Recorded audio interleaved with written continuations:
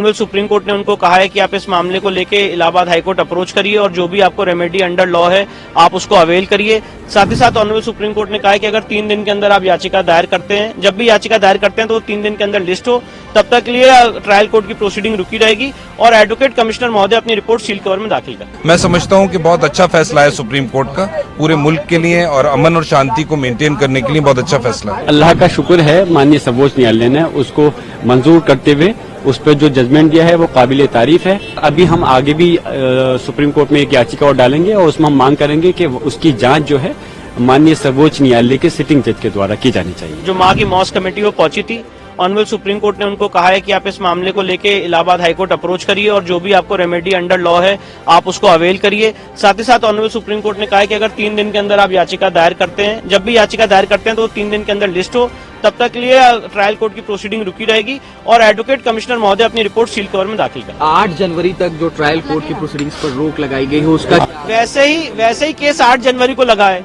और उससे पहले हाईकोर्ट अप्रोच करने के लिए कहा गया है, तो उससे पहले ही हाईकोर्ट पहुंच जाएगा मामला और हाईकोर्ट निर्धारित करेगा कि ट्रायल की प्रोसीडिंग स्टे होनी कि नहीं होनी। में क्या हुआ बता सकते हैं? देखिए 3-4 बहुत अहम बात हुई। पहली तो सुप्रीम कोर्ट ने कहा, जो डिस्ट्रिक्ट एडमिनिस्ट्रेशन को रिप्रेजेंट कर रहे थे एडवोकेट, उनसे कहा कि पीस और हार्मनी मेंटेन रहना चाहिए, मतलब अमन और शांति मेंटेन रहे। दूसरी बात ये कही कि अगर आपको 19 नवंबर 2024 का ऑर्डर आप चैलेंज कर रहे हैं, अपील फाइल कर रहे हैं हाईकोर्ट में, तो वो अपील 3 दिन के अंदर हाईकोर्ट में लिस्ट हो, एक बात। और दूसरी बात, जब तक वो अपील की सुनवाई नहीं होगी हाईकोर्ट में, तब तक निचली अदालत में सिविल जज की कोर्ट में संभल में जो सूट है वो आगे प्रोसीड नहीं करेगा, वो स्टे हो गया, स्टे ऑफ प्रोसीडिंग हो गया।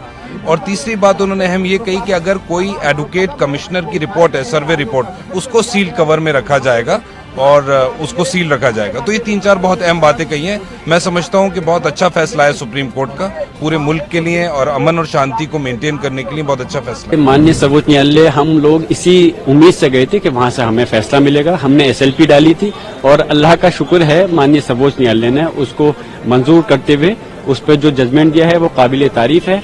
अगली डेट तक जो 6 जनवरी लगाई है उस पर रोक लगा दी है सर्वोच्च न्यायालय ने और उसके साथ साथ जो रिपोर्ट है उसको बंद लिफाफे में रखने के लिए कहा गया है।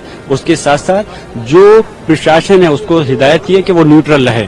और अभी हम आगे भी सुप्रीम कोर्ट में एक याचिका और डालेंगे और उसमें हम मांग करेंगे कि उसकी जांच जो है माननीय सर्वोच्च न्यायालय के सिटिंग जज के द्वारा की जानी चाहिए। जो एक SIT भी बनी है, उससे हम सहमत नहीं है। हम चाहते हैं कि माननीय सर्वोच्च न्यायालय के सिटिंग जज की बेंच, सिटिंग जज के लोग करें इस आयोग का गठन जो हो उसमें वो लोग होने चाहिए, तभी हक और इंसाफ मिलेगा। और अधिकारियों से जो अधिकारी हैं वहाँ पर अभी भी वही हैं। यकीनन जो अधिकारी हैं जिनको हम आरोपी मानते हैं, जिनकी वजह से सब हुआ है, तो इसलिए उन आरोपी के तहत तो जांच हो ही नहीं सकती। उनके रहते तो और ज्यादा मुश्किलात पैदा हो सकती है। इसलिए हम मांग करते हैं उन अधिकारियों को तुरंत हटाया जाए और